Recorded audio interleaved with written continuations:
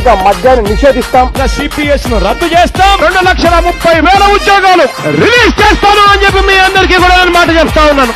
ఆ తర్వాత ఏంటి?